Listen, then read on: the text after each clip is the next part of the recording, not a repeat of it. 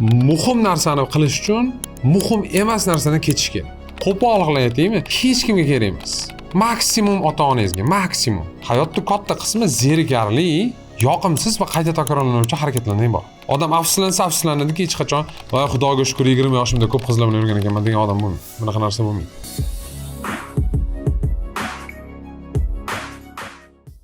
Menda energiya ko'p, lekin u juda tarqoq. Qanday qilib shu bor energiyamni bir narsaga qarata olaman?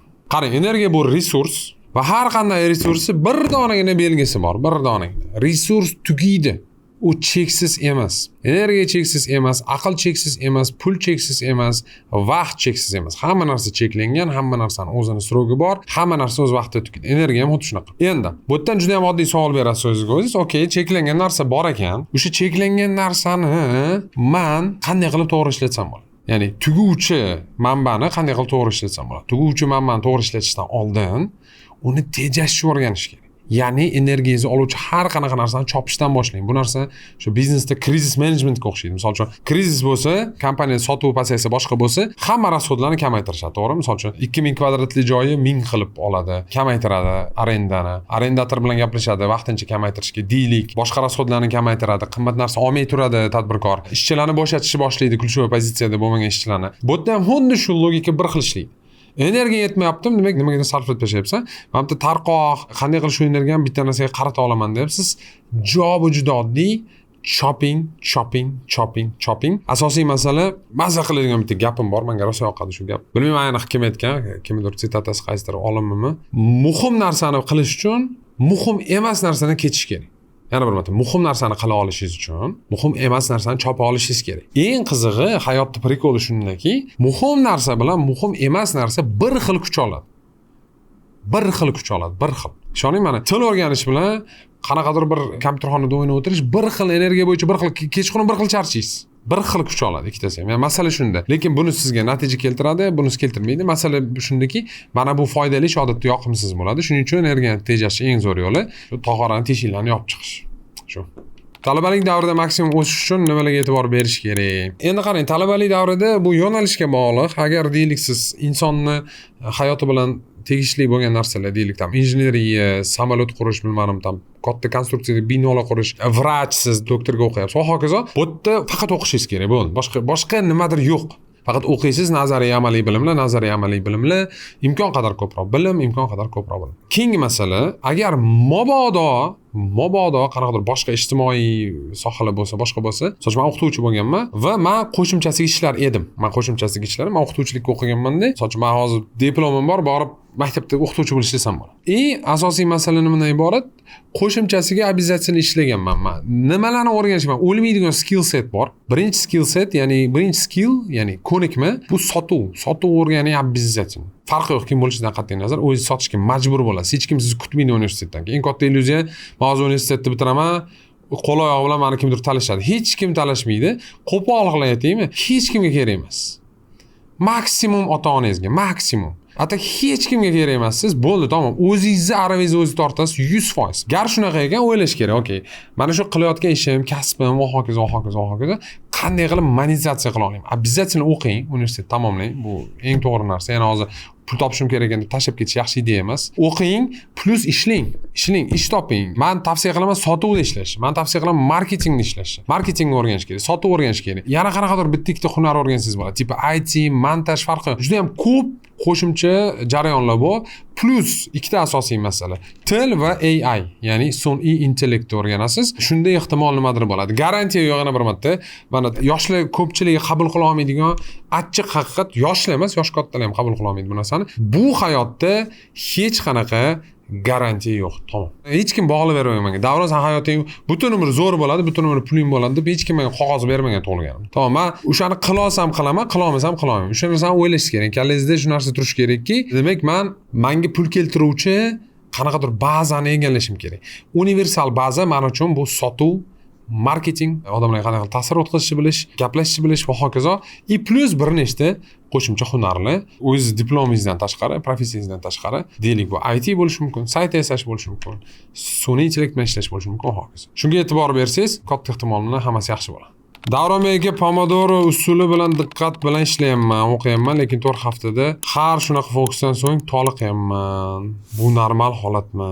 Albatta normal holat. Odam charchaydi, men ham charchayman. Men misol uchun mana jahon chempionatiga tayyorlanganimda tam kart yodlayman, raqam yodlayman. 5 minut, 10 minut vaqt o'tadi. Odam charchaydi, iloji yo'q. Xohlasangiz ham charchaysiz, xohlamasangiz ham charchaysiz. Nimaga? Chunki siz biologiyadan iboratsiz. Ya'ni muayyan energiyani sarflaysiz, shu deylik, ish qilishga. Endi pomidor usuli o'zi o'sha charchoq oldini olish uchun qilingan. Odatda o'sha primoy 2 soatdan birdaniga ishlamaganda, shuni bo'lib ishla deb tushuntiriladi. Odatda. Nimaga? Orada dam olgin degan. Plus bu mikrodamlar, ya'ni oradagi ish jarayonidagi damlar, undan tashqari hafta ichi 1 kun dam olish, 2 kun dam olish, bir oyda bir marta 3 kun hech narsa qilmaslik, shunaqa narsalar kerak odamga. Juda ham muhim bu. Misol uchun odamlarda uyquga nisbatan e'tiroz bor, go'yoki uyqu bekorchilik. Uyqu payti juda ham muhim ishlar bo'ladi. Просто biz ongli ravishda uni qilmaymiz-da. Xuddi shunaqa deylik, bir oy ishladingiz, 2 ta ishladingiz, charchagansiz, toliqqansiz, nervni sistema yetib kelgan. 2 kun, 3 kun hech narsa qilmasdan uyda yotish bu foydali narsa. Bunaqa holat. Pomodoroda ham xuddi shunaqa. Misol uchun mana pastga havola qistirib qo'yaman, kirib ko'rishingiz mumkin bo'ladi. Pomodoro haqida, kakras diqqat haqida alohida darslar bor. Jamiyatimda, ya'ni o'zimni bepul kanalimda, Telegram kanalimda pastda havola. Izohlarga ham, opsiyaga ham qistirib qo'yaman, o'tib turib ko'rishingiz mumkin bo'ladi. Asosiy holatda o'zingiz uchun tushunib olinglar. Siz insonsiz, insonning organizmi qanaqa ishlaydi, miyasi ham, mushaklari ham, o'zi ham juda oddiy ishlaydi. Og'ir ishdan keyin dam bo'lmasa, tiklanishga energiya yetmay qoladi. Orada o'sha kassiviy razrivga o'xshaydi biznesda. Haligi rasxod topayotgan pulingizdan ko'payib ketib qoladi, chuqurga tushib qolasiz. Faqat bu chuqur qo'rqinchliroq, ishoning. Miyani chuqurga tushib qolasiz, o'tdan chiqib keta olmaysiz. Uni orqasidan depressiya keladi va hayotingizdagi hamma javhali sekin-sekin to'kilishi, buzilishi boshlaydi. Shuning uchun agar bunaqa toliqayotgan bo'lsangiz, boshqa narsa bo'layotgan bo'lsa, prosta 1-2 kunga dam olishni o'rganing. Jamiyatga o'tsangiz, pastda o'sha darslarni bepul ko'rsangiz bo'ladi. 18-25 yoshli muxlislaringizga maslahat bering. Qanday qilish istalgan sohada yuqori natija qilish uchun nimalarga e'tibor berish kerak? Mehnat. Qaranglar, mana dunyodagi eng zo'r narsa bu rutina. Butun dunyoda eng go'zal narsalar rutinadan chiqadi. Nima degani rutina? Rutina degani har kun takroran bir xil narsani qaytarib qilaverish. Bir xil narsani qaytarib qilaverish. Masalan, boksni oling, eng zo'r nokautlar, eng chiroyli janglar, olimpiyskiy chempionatlar, millionlab dollarlar bitta jangga, hammasi nimadan chiqadi? Takroran 20-30 yil mobaynida qayta takrorlangan zarbalar. Boksyor haligi zarbani takrorlayveradi. Hech qachon 5 yil o'tgandan keyin bo'ldi, men zarbani mukammal o'rgandim, endi men nafaqaga ketaman yoki bir narsa qilaman, bo'ldi. Shu o'zi yetarli demaydi, hech kim yo'q unaqa. Dunyoda bo'ldi, men pikka yetdim, men uchun bu yetarli degan sportsmen topa olmaysiz. Любой sohada ham shunaqa. Masala shunda, ya'ni rutina degani itda ishlashni o'rganishingiz kerak. Bu prям ishda ishlash kerak. Har kun ish, takror zerikarli, cho'ziluvchan, bir qanaqadir bir odamga yoqimsiz bo'lgan ishlarni ham, shunaqa kunlarni ham boshingizdan xotirjam kechira olib, dars yurishda davom etsangiz, любой sohada natijangiz yuqori bo'ladi. Любой sohada. Shu narsaga e'tibor bering. Ya'ni kutuv qanaqa qilish kerak? Hayot disbalansdan iboratda.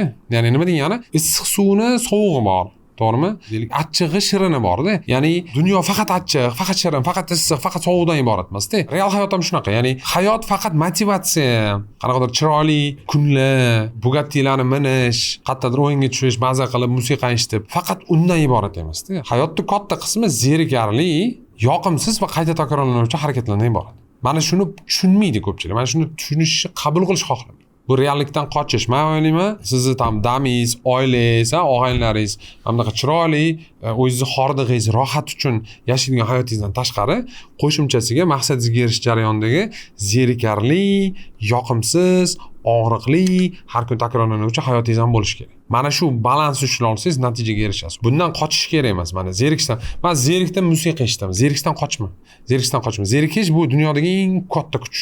Hamma yana bir marta dunyodagi eng go'zal, eng zo'r, eng dunyoni lol qoldirgan narsalar qayta takrorlanuvchi zerikarli harakatdan kelib chiqadi har doim. Mana shu narsani inobatga olinglar. Qachonki shunaqa mindsetni miyaga o'rnatsanglar, любой narsaga erisha olishingiz eshik ochiq. 16 yoshli ukam IELTSga tayyorlayapmiz, repetitorga berdik, pul to'layapmiz, lekin yaqinda ijtimoiy tarmoqlarda bir qiz bilan yozishib yurganini bilib qoldim. Shu vaziyatda unga bu xatoligini qanday tushuntirsam bo'ladi? Hech qanday tushuntira olmaysiz. Shaxsiy savol, men to'g'ri shaxsiy savolga javob berishni yoqtirmayman. Birinchidan 16 yoshda bu hamma bilan bo'ladigan jarayon. men nazarimda. Agar bo'lmaydi deb o'ylasanglar, просто bilmaysizlar, ishoninglar. Ikkinchi masala, umumiy qizlarga vaqt sarflash to'g'ri-noto'g'riligini har bir kishi o'zi uchun belgilaydi, lekin befoydaligi aniq. Точно ayta olaman, bu narsadan foydasi yo'q. Bu addacha bo'lmaydi hech qanaqa. Odam afsuslanadiki, hech qachon "Voy, Xudoga shukr, 20 yoshimda ko'p qizlar bilan yurgan ekanman" degan odam bo'lmaydi. Bunaqa narsa bo'lmaydi. Teskarisi bo'lishi mumkin va shuncha vaqtimni qizlarga sarflab qo'yaman deydi. Misol uchun mana biz maktabga oladigan bo'lsangiz, qizlarni krashi bo'lgan, misol uchun qizlarga yoqqan, qizlar bilan ko'p yurgan bolalar hozir ko'ryapman nima ahvolda. Katta qismi juda ham og'ir ahvolda. O'sha hayotni, real hayotga kirib kelishdi, o'sha maktab emasda. Bu holatda men bilmayman nima qilish kerakligini, lekin aniq biladigan narsam bitta. Bu vaziyatda xatoligini unga tushuntiramiz. O'zi qachondir tushunmasa. Hozir kerak bo'lsa deylik, otangizga aytsangiz ham nimadir deyiladi, telefonni olib qo'yadi, boshqa qiladi. Mana dunyoda bitta zo'r qoida bor, hech qachon zapretlar, ya'ni shu taqiqlar natija bermagan shu paytgacha. Hech qachon yo'q unaqa narsa. Misol uchun bilasizlar, suxoy zakon bo'lgan Amerikada, ya'ni alkogol sotish taqiqlab qo'yishgan. Nima bo'lgan? Brilliant alkogol 2 barobar ko'p sotilishi boshlangan, to'g'rimi? Ya'ni ko'proq sotilishi boshlangan-da. Qaysidir davlatda mana bizda ham bo'ldi, soliq bilan masala beznal oplataga o'tkazishgan. Qaysidir anaqada tekshirishganda beznal oplataga o'tkazishgan. Ideya nimada endi? Soliq kam tushyapti o'sha yur litsolariga nisbatan. Ya'ni soliq odamlar to'lamayapti, katta ehtimol yashiryapti. Bo'ldi beznalga o'tkazganda, keyingi yilga nima bo'ldi? Soliq yana ham kamroq tushgan. Taqiq yordam bermaydi. Odam qilaman desa qiladi, ishoning. Odam qilaman desa qiladigan narsasini oxirigacha qiladi. Bu narsani hech qanaqa kontrol qila olmaysiz. Bu yerda endi ehtimol qanaqadir gaplashishingiz mumkin. Endi ukangiz bilan qanchalik yaqinligingizni bilmadim. So'ch men ukam bo'lganda men prosta tushuntirardim. Men qaradirdim, qanaqadir chegaralarni qo'yib berardim, tushuntirishga harakat qilardim. No, bitta masala, agar mobodo o'tirib gaplashib tushuntira olmaydigan bo'lsangiz, katta ehtimol 16 yoshgacha bo'lgan vaqt bekor o'tgan. Ya'ni mana shu periodda уже erkak kishining bitta anaqasi bor-da, mana ota-onalar tushunib oladi. Erkak kishi uchun avtoritet muhim juda. Ya'ni erkakga andaza kerak. Ya'ni andaza degani mana shu odamga o'xshayman degan odami bo'lmasa bo'lmaydi. Men точно bilaman. Любой erkak kishida sportsmen, sportchi, shaxmatchi kimdir mafiyaga qiziqadi-da, shunaqa odamlar ham bor. Kimdir vohaga, lekin erkak kishi shunaqa odamki, kimgadir havas qiladi. Mana shunaqa bo'lgim keladi, mana shunaqa bo'lgim keladi, va hokazo. Mana shu inson agar siz bo'lmay olmasangiz, o'g'lingiz uchun ota sifatida deylik yoki aka sifatida, u sizni eshitmaydi. Bu fakt. Yana bir marta men qanaqadir maslahat bermayapman. Prosta bir nechta faktlarni aytib o'tdim. Shunaqa gaplar.